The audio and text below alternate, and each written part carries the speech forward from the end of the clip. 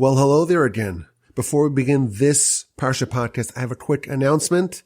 As you undoubtedly already know, this is the second week of the Torch annual fundraiser happening right now. The website is givetorch.org. The link is in the description.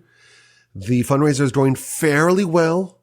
We're right now at 79% of our goal. I really hope that we reach our goal before the end of the week. And I'm happy to announce that on this fundraiser, every one of my podcasts, all 6 of them, they all have their own team. And that means that the generous donors who want to support the great work of Torch, who want to make a donation, who want to make their annual donation to Torch, they can choose. Do they want to give to the general pot, to my team? And I'm happy if you give to my team. Or to one of the podcasts.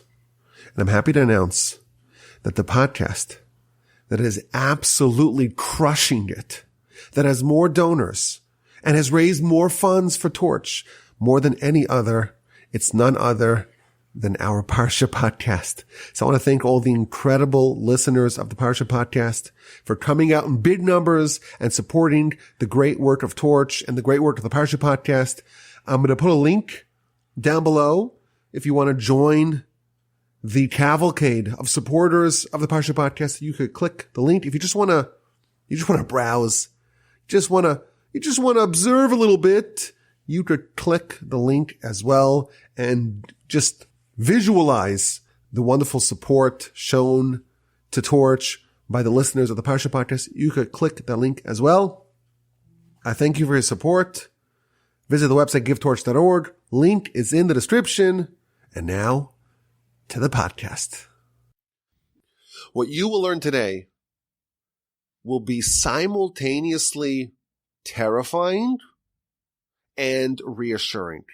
And perhaps we can say it'll be reassuring for some people and terrifying for others. Now, how is that possible?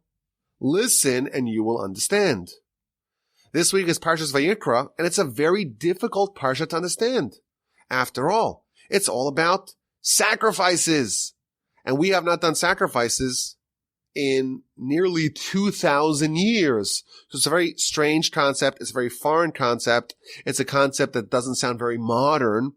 It doesn't sound like something that we would go back to in a quote-unquote progressive society. But that is the subject of our Parsha. In fact, that's basically the sole subject of our Parsha.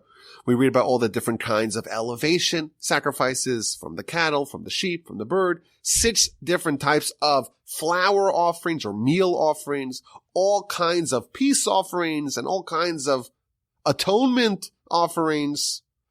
And that's why it's always a hard Parsha for us to try to probe and understand what the lesson is for us, given that we don't have a temple and we don't offer sacrifices. Of course, we hope for the restoration of the temple.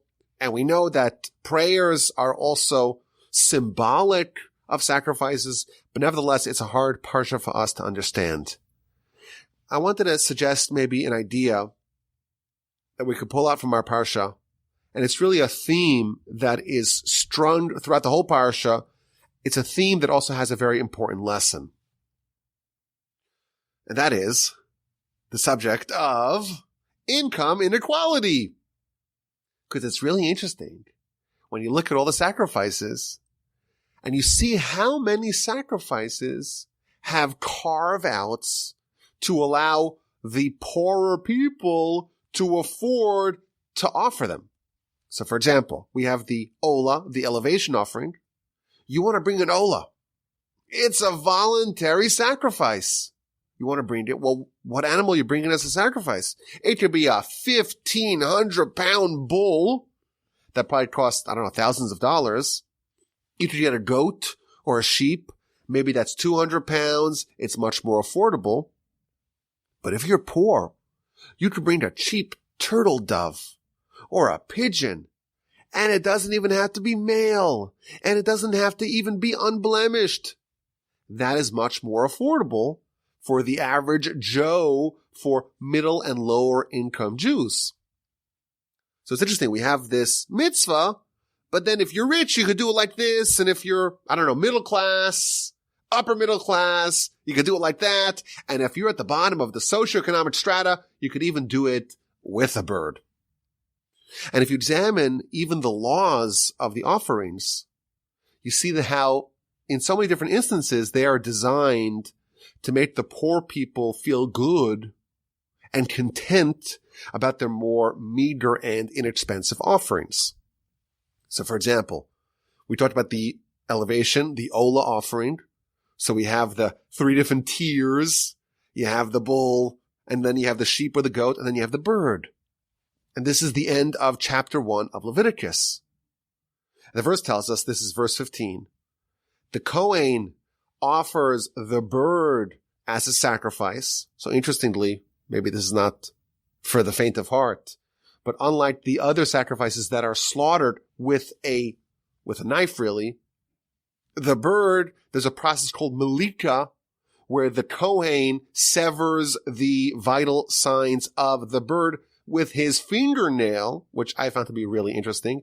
In fact, in high school, I had a friend who was a Kohen who was really anticipating the rebuilding of the temple, and he would never cut the nail on the thumb of his right hand, arguing that, well, if the temple's rebuilt tomorrow and someone brings a bird offering, you need to have a Kohen who's got a long fingernail to be able to do this particular process.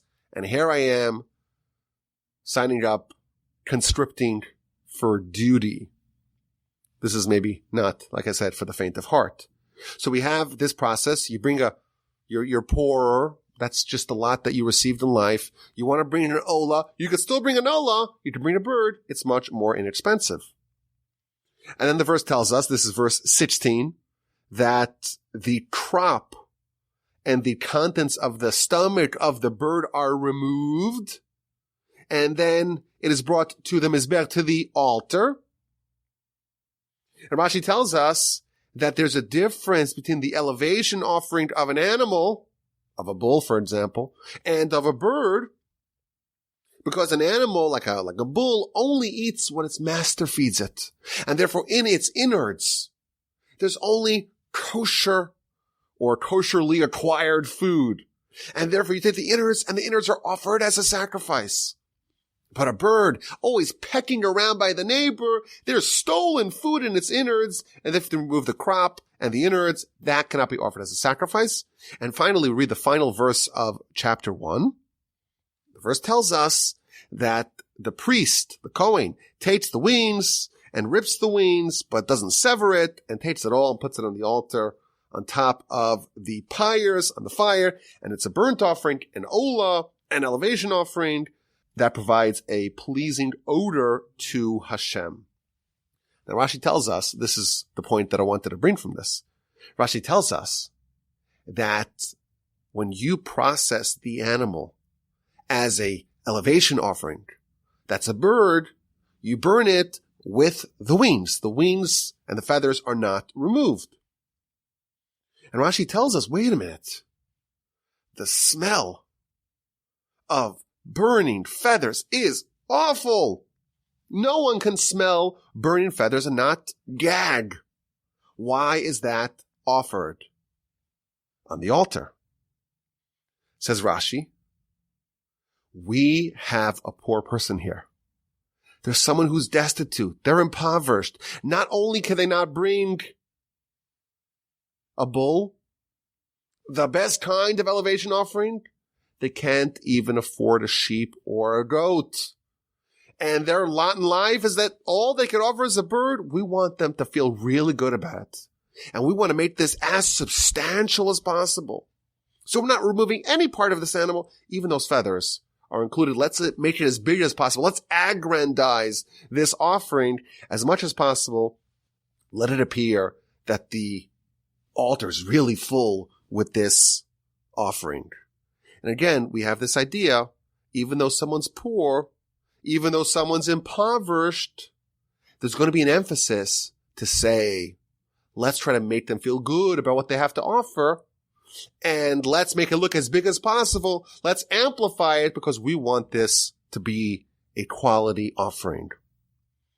Now the Talmud notes in the book of Menachos, page 110a, that in the three types of elevation offerings, the big animals, the bulls, the sheep, and the goats, and even the lowly birds, in all three instances, it says a pleasing aroma to God.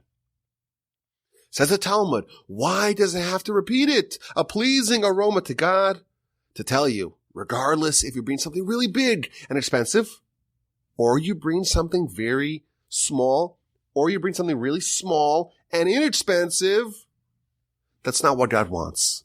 God wants your heart. If you commit your heart to God, then God is happy with your offering. So again, we see this emphasis that the poor person who brings a more meager sacrifice is no less than the expensive and lavish offering of the wealthy. That's chapter 1. Chapter 2 begins with the meal offerings of flour and oil and frankincense. And the verse begins, this is chapter 2, verse 1, V'nefesh tisakriv karba mincha. And a nefesh, a soul, when it brings a carbon, an offering of a mincha, of a meal offering. So Rashi asks the question, why does it call the person who brings the meal offering, the most inexpensive of all the offerings, even cheaper than a bird, is just some flour and oil? Why does the person who brings this kind of offering, why are they attributed as a nefesh, as a soul? Says Rashi, something really beautiful, courtesy of the Talmud. Mi darko lehisnadev mincha. Who is the kind of person that offers such an inexpensive offering? It's just a meal offering. A poor person. Says the Almighty, when there's a poor person who has very little, but nevertheless commits to offer something to God, I consider it as if they offered their soul to me. I value it so much, even though in absolute terms, it's very little. It's very inexpensive. It's not very substantial compared to the other offerings of animals, much more expensive. Nevertheless, God says, this is a poor person and they care about me and they want to offer something to me. It's their soul that they're giving. And that's how much I value it. And no one else has that distinction. So again, we see that the Torah is giving prominence to the impoverished. Don't think that your gift that you're offering is useless. It's unimportant. Oh no. God values it as if you have given your soul. It's a nice idea. Not to make the people who have less feel bad, to make them feel good with what they're giving. And that's the idea in our Parsha. As compensation for a paltry offering relative to what other people are giving, God says to me, it's like you gave your soul when a soul brings a carbon mincha. There's another example of this, a few more examples actually, with meal offerings. So the Talmud tells us in the book of Menachos, page 75a, when you make a meal offering, so you have like this baked little bread of sorts, you crush it up into pieces. Why, say the commentaries, before you pour the oil, you have to crush it to pieces. Why? Commentaries tell us, because you want to puff it up. It's not some small, pathetic little pancake of an offering. Oh no. It looks more impressive. It looks much more substantial. Again, the same idea. Don't think because you're bringing something less or more inexpensive, don't think it's not worthy, it's not valuable, it's not important. And finally, we have the atonement sacrifice. The verse tells us if you do a certain kind of sin, again, this is very technical, but this is chapter 5, someone has to bring a offering, a sin offering. And the verse says, ideally, you should bring a female from the flock, a sheep, or a goat. That's verse 6 of chapter 5. But if a person does not have enough money for a sheep or a goat, well, then he could bring 2 turtle doves or 2 pigeons. And again, it's important to remember, this is not a voluntary sacrifice. This is an obligatory sacrifice, but nevertheless, there's this progressive arrangement for the lower income strata. But what if someone is so poor and destitute they can't even afford to bring birds? So then we read in verse 11, if a person can afford to bring 2 birds, 2 turtle doves, or 2 pigeons, then they bring an ephah of flour, and they don't put on oil, and they don't have frankincense, just some flour, and that's how they fulfill their requirement to bring a sin offering.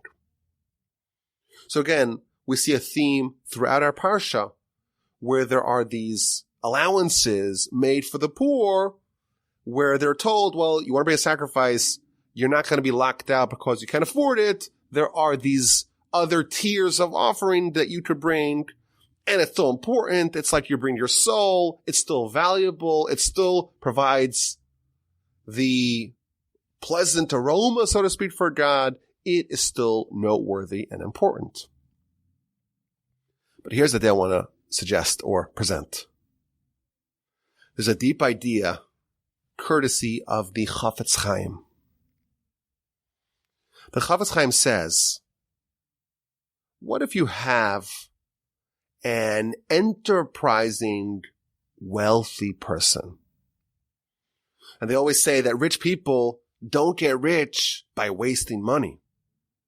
So you have a rich guy, and the guy has to bring a sin offering, and he doesn't want to waste all that money on an expensive animal. So he comes up with a brilliant loophole.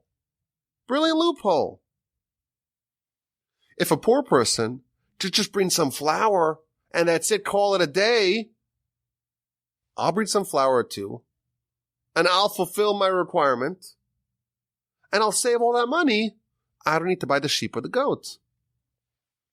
I'll get the atonement for pennies on the dollar. So what's the law? Is this good or not? So the Talmud talks about it. And the Talmud says, not only does the rich person who could afford more not receive the atonement if they bring a poor person's sacrifice, but because this is a disqualified sacrifice, the person actually does a transgression by bringing an unsanctified offering to the temple.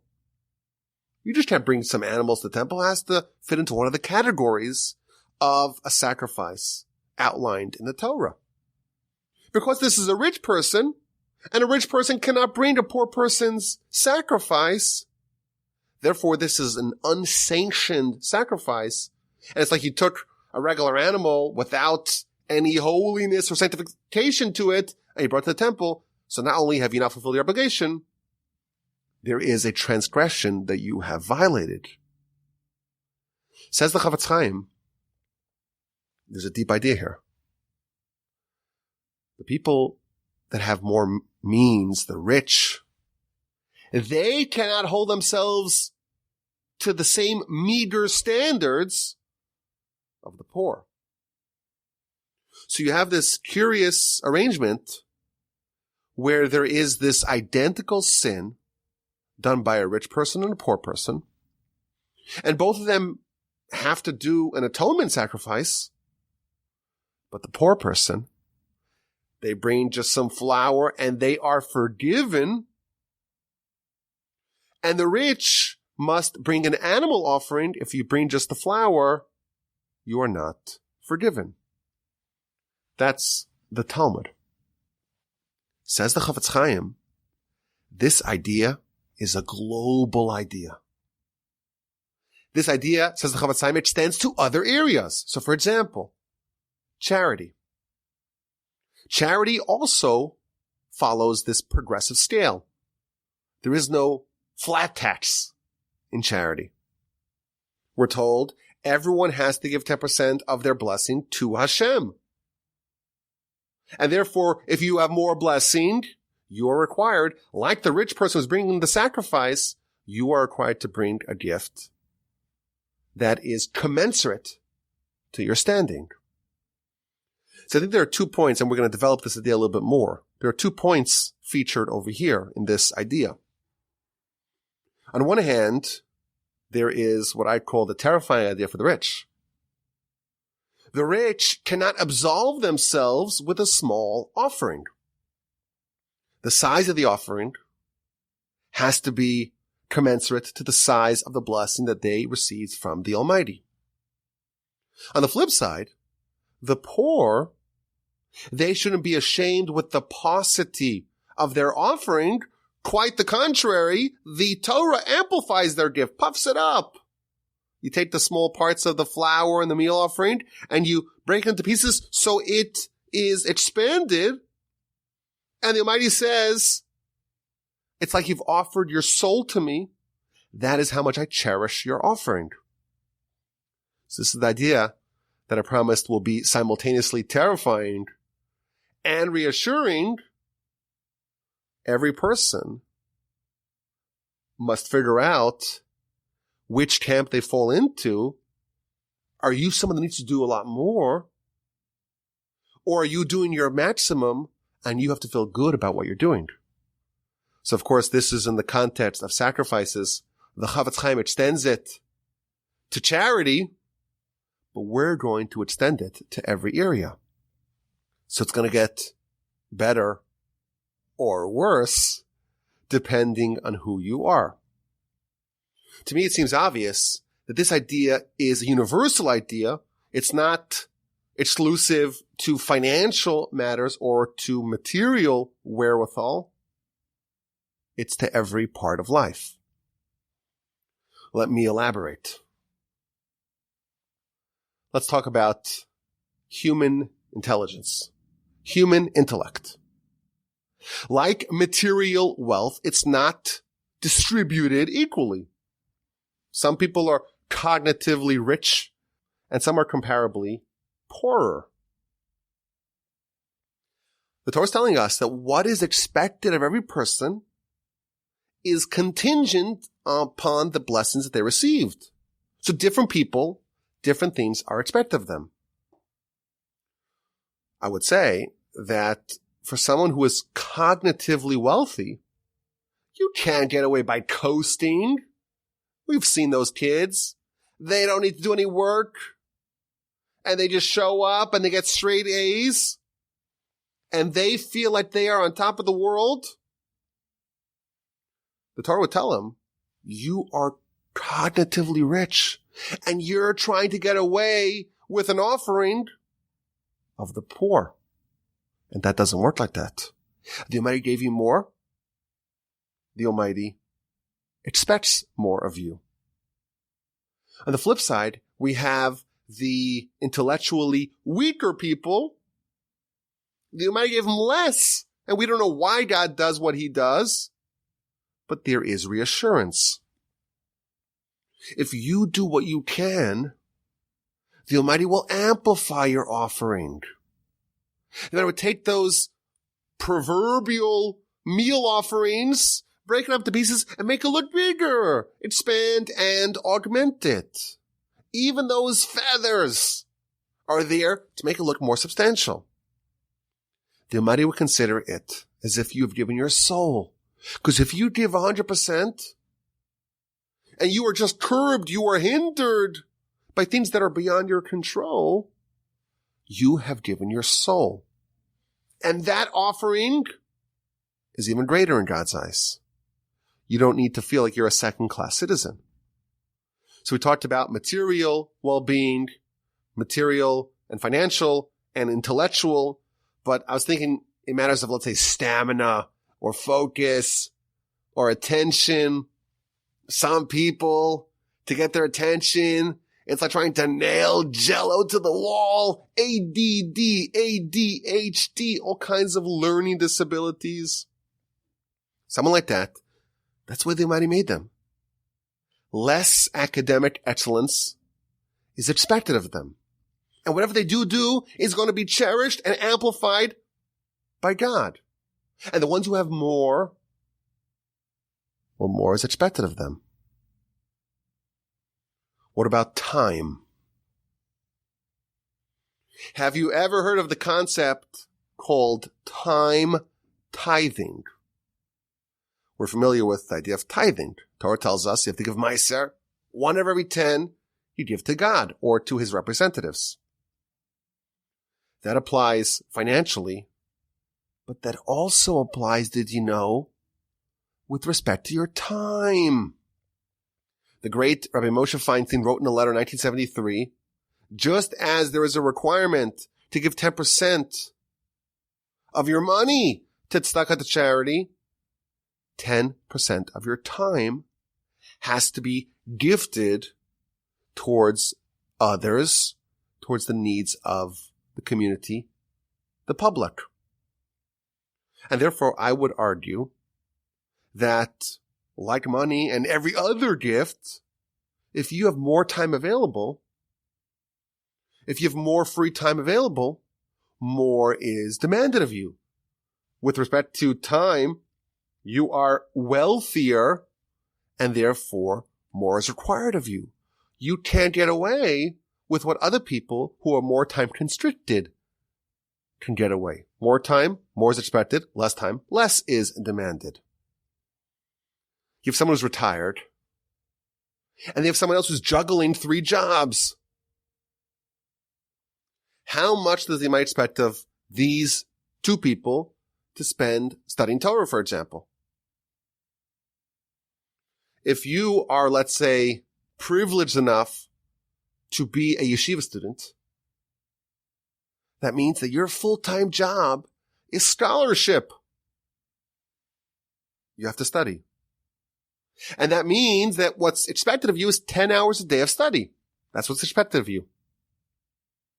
If you're trying to balance a very, very busy life because you're in a different stage in life, less is expected of you. And when you do what is expected of you, you get full credit. But I'm thinking just how universally this principle applies. You know, if someone has more emotional capacity, you have to share those gifts with others. Some people have a tremendous ability to inspire other people, to encourage other people, to provide comfort for other people. And Lord knows that in our society today, how many people are there that are lonely, that need a pick-me-up, that need some love, that need some companionship, that need someone who cares about them. There are, of course, pandemics that we are aware of, but there are also pandemics that we're not aware of. And one of the biggest, maybe epidemics is a better word, is people are just lonely. How many people are living today by themselves? 50, 100 years ago, people got married much younger. And more people got married. And more people had a sense of community. They went to their Rotary clubs or whatever, neighborhood barbecues. A lot of people today are living on little islands by themselves. It's a requirement of us, relative to how much we're able to do this, to help people in need, to help them and be a friend for them and be someone who they can rely upon and take care of them and notice when they're going through an episode of sorts. That is a requirement of us. And the more we have, the more is expected of us. I want to give my own little take on this idea. Maybe we could expand it a little bit. Humanity, we are the species with the most diversity. Really, in every area of life, such widespread, wholly unequal distribution of abilities and gifts. You don't find that broad range, that broad distribution really in any other species. And the secret why is because there is no such a thing as a human species. each one of us is completely unique. Each one of us is a one-of-one species. There's one of a kind, and there are other humans that are similar, but we believe that every individual is completely unique. As they just tell us, Ha'adam, man, olam katan. Man is a small world.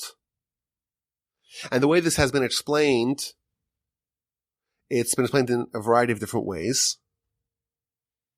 Some suggest that this is telling us that man is like a microcosm of the world.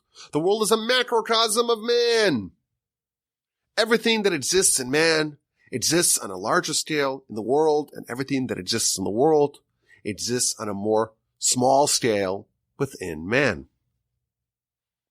But there's another way that this has been interpreted, and that is that every person is completely unique, unlike the other animals that are much more fungible.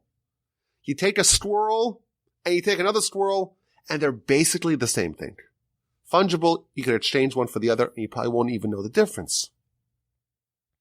Every person is its own species, its own little world, completely unique, a once-in-history phenomenon. Never in history has been someone like you, and never in the future will there be someone who is identical to you. Everyone is their own world. Everyone's their own species. And the reason, just the Kabbalistic reason behind this, and this is a subject we've spoken about, or we've danced around in the past, we believe, as they just tell us, that Adam was this coalescence of all of us. And we're all little pieces of Adam. And the test, so to speak, of Adam was distributed to all of us. And that idea has widespread implications. If each one of us is a part of Adam, well, just like in one body, every part of the body has a different role, has different qualities, has different abilities. There's going to be a broad distribution of skills, abilities, and of course of shortcomings amongst all the different species of this thing we call human. We believe that every individual has their own mission in life.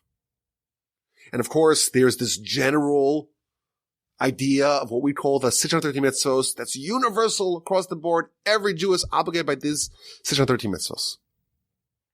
And there's no one who could say, you know what, this mitzvah is not for me, this is not included in my mission. But beyond the universal 613 for all of us, we believe that each one of us as an individual, we have our own mission that is completely unique to us.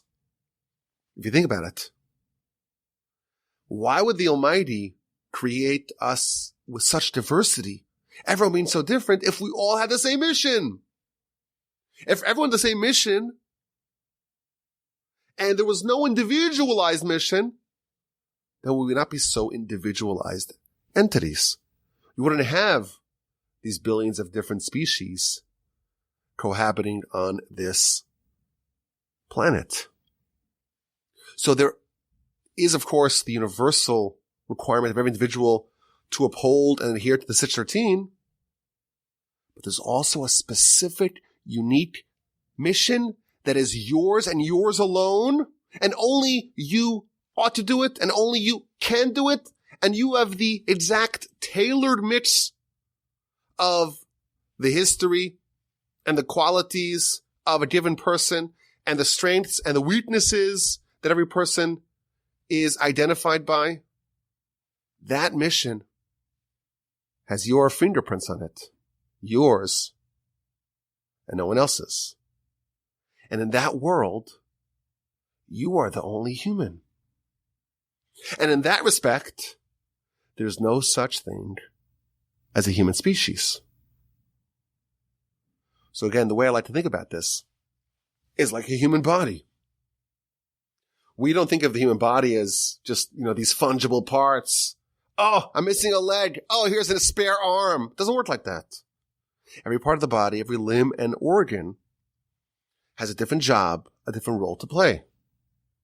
And the distribution of abilities, and of course, responsibilities, are very unequal. So I like to think about the liver, for example. Not just because chopped liver is so tasty. Of course, about chopped liver, we're talking about chicken or beef liver, not the organ in our body, the liver. But if you think about the liver, what I've read is that the scientists have identified more than 500 different functions that the liver does. And you think about the liver really carrying its weight in the body, doing all these functions. You don't have a liver, you're dead. You're dead by noon. And the liver must be saying, why do I have all these responsibilities? Why is it all my shoulders? And then you contrast that with the extensor digiti minimi. Do you know what that is? You don't know what that is. Well, I Googled it today. And according to Physiopedia, which is like Wikipedia for physiotherapy, the extensor digiti minimi, I hope I'm pronouncing that correctly, is a long, slender, skeletal muscle situated in the posterior compartment of the forearm. Now, why is this pertinent? Because in the famous sculpture of Moses by Michelangelo, yes, that same one in which Moshe is depicted as having horns, another example of poor Christian translation of scripture. They read Exodus 34, Karan or Panav, which of course we know means that Moshe's face was illuminated and he had to put on a mask, and they misread it as his face was horned, because the word Karen means a horn, Karan means bright illuminating light. They conflated Karan and Karen, but the egregious ignorance of scripture aside, the sculpture is renowned for its detail, and in particular, the contraction of the extensor digiti minimi, which is this small little muscle that's only extended when the fingers are flexed in a particular way. And in the sculpture, the pinky is lifted, and Michelangelo actually, by examining all the cadavers like he did, he knew exactly that particular muscle has to be extended. This is a long way of saying we have the liver on one side, and we have this muscle that most people aren't even aware that they even have it. And who's doing the heavy lifting to make sure that the body actually lives and exists and flourishes and has continuity? Who is carrying more weight? Who is doing the heavy lifting? That's the message here. Responsibilities are not evenly distributed because the abilities are not. And why exactly every person has a given responsibility, the only way to answer that is if you're able to identify the root of a person's soul in Adam. And that's not something, needless to say, that any of us can do. So we don't know why one person is given one responsibility that's maybe smaller, more meager, and the other person is given a bigger responsibility and therefore is given more tools to execute upon that mission. We don't know why, but we're told an idea, and this is again a theme from our Parsha. If you are rich in whatever domain, that is a sign that the Almighty has given you more tools, more weapons, more implements at your disposal to accomplish what you must do in this world. And therefore you are required to do more. And if you want to be clever and say, I'll give a cheaper sin offering, doesn't work because you are not doing what they might expect of you. Conversely, if it is your lot in life to be like that small little muscle, and you are just doing something which is really almost tangential to the general mission, you don't see how it's important, and maybe other people could ridicule and mock you and say, well, that can be overlooked. That's a big mistake because everyone is needed. And if you do something really small, Maya says, I'm going to amplify it. I'm going to add those feathers and I'm going to crumble it up so it looks even puffier and bigger. And I'm going to declare that, you know what? For someone who does very little, it might even be harder for them to do it. And therefore, it's like they gave their soul over to me. Because everyone needs to do the most with the gifts they were given. The great Alter of Kelm, one of the three primary students of Rabbi Israel Salanter, he used to explain with a beautiful analogy. Suppose you have a very large and sumptuous looking loaf of bread. But part of it was chipped off. It's not a complete loaf of bread, but it's big and it's puffy and it looks really delicious. And that is one loaf of bread that's on your table. And you have a small, scrawny, kind of pathetic looking, it didn't rise enough, little lump of bread. But that one is complete. And you are making hamotzi, you're going to make a blessing. Which of these two loaves do you make the blessing on? One that is clearly superior in every possible way, but not complete. And the other one is inferior in every possible way, but it is complete. And the law tells us that the blessing is conferred upon the loaf of bread that is complete.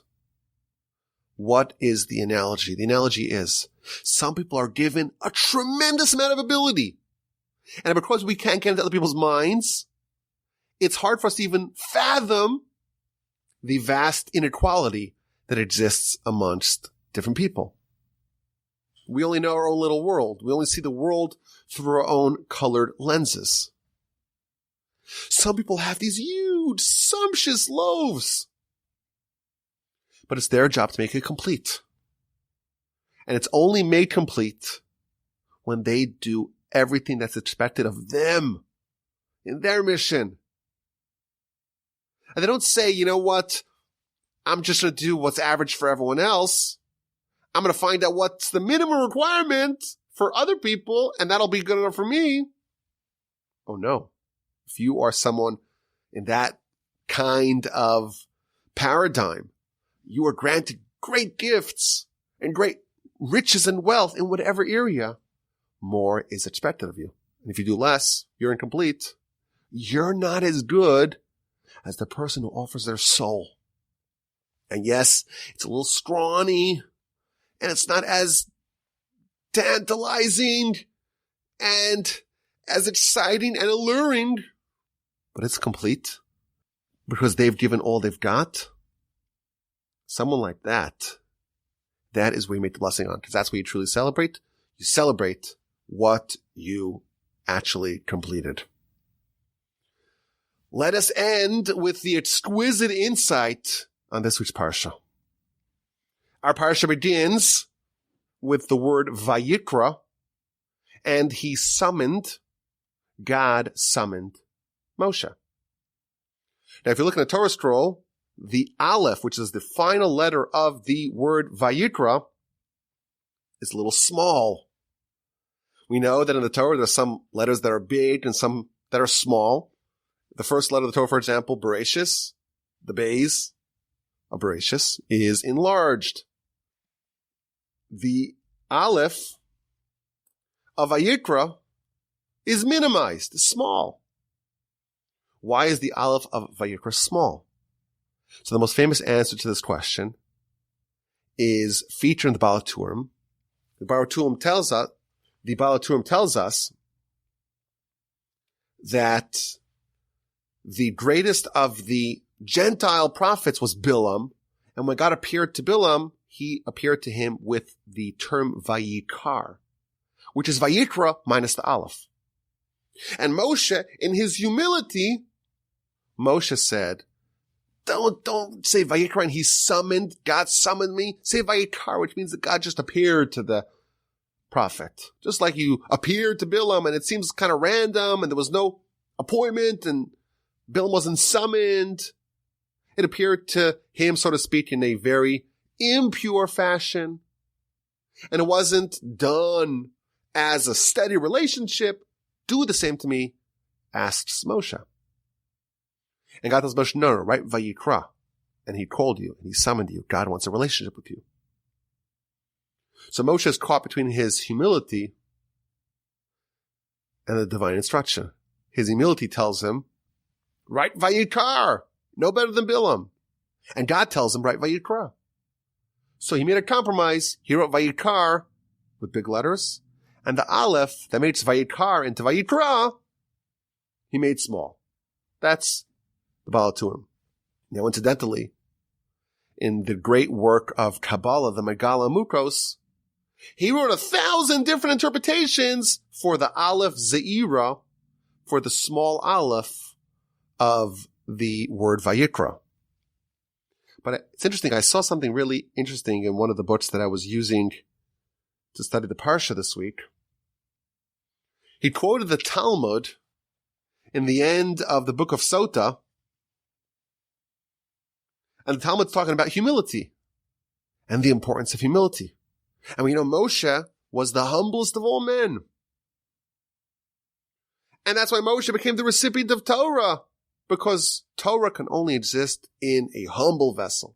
You make yourself small, you make yourself lowly, and just like water coalesces to the lowest point, so too Torah coalesces in a person who is most humble. So the Talmud tells us in the end of the book of Sota, it says when Rabbi Judah the Prince died, leader of the Jewish people, when he died, humility ended. Humility ended with him. He was so humble, and when he passed away, that's it. No one that came subsequently can be considered humble. And the Talmud says that this was not universally accepted. Rav Yosef, one of the great sages of the Talmudic era, he says, no, this is a mistake. Humility even endured after Rabbi Judah the Prince died, because after all, I'm alive today, and I exist after Rabbi Judah the Prince, and therefore I'm living testament that humility still exists. Implying from this that if he is still alive, and he is humble, you can't say that humility died with Rabbi Judah the Prince, because humility still endured in Rav Yosef. And everyone asks the obvious question. Wait a minute. How can someone say, oh, I am so humble? Don't say that humility died with the death of Rabbi Judah the Prince. I'm still around. Don't you know me? Hey, Mr. Humble. I was voted most humble in my class, my high school class. It seems like it's a contradiction. It seems that by claiming the mantle of humility, that in fact is proof that he is not humble. So one of the answers that the commentaries give is that, well, he was saying that because he has a yeshiva and there are students that come to study by him, the students, they're proof that humility still exists because after all, the students come to listen to me, and it must mean that there are still people around who humble themselves to study by others. I want to suggest a different answer. In light of what we said earlier, there are rich people and there are poor people, and inequality exists, and it has always existed amongst humanity because we're not one species. Everyone's their own species. Everyone's their own world. And that is all by design because everyone has a different job and mission to accomplish. I think that humility is not ignoring your abilities, ignoring your skills, ignoring your talents, your qualities, and the positive attributes that you have. Humility is when you know that the Almighty expects more of you. The Almighty expects great things out of you because the Almighty gave you all these gifts for a purpose. Think about it. If someone's very talented, Who gave them that talent? Who gave them that ability? It's from God, and it's a gift from God for the intention, for the purpose of them using that gift to accomplish what the Almighty expects of them. If God gives you a gift and you shun it, you say it's not for me.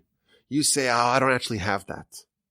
It's akin to a slap in the face of God, so to speak. That's not the right approach. That's not real humility. That's fake humility. You have to accept the gifts that God gives you and use it for good. The great Rabbi Israel Salanter, the founder of the Musar movement, said the following astonishing statement. He said, I have the mind of 1,000 men, and therefore I have the responsibility of 1,000 men. If you are rich, if you are wealthy, if you are endowed in whatever area, you can't get away with doing less. You have to know that you were endowed with these gifts by the Almighty for a purpose. If you, in faux humility, you try to say, well, I'm part of the poorer class. I don't have so many abilities, so many skills, so many talents.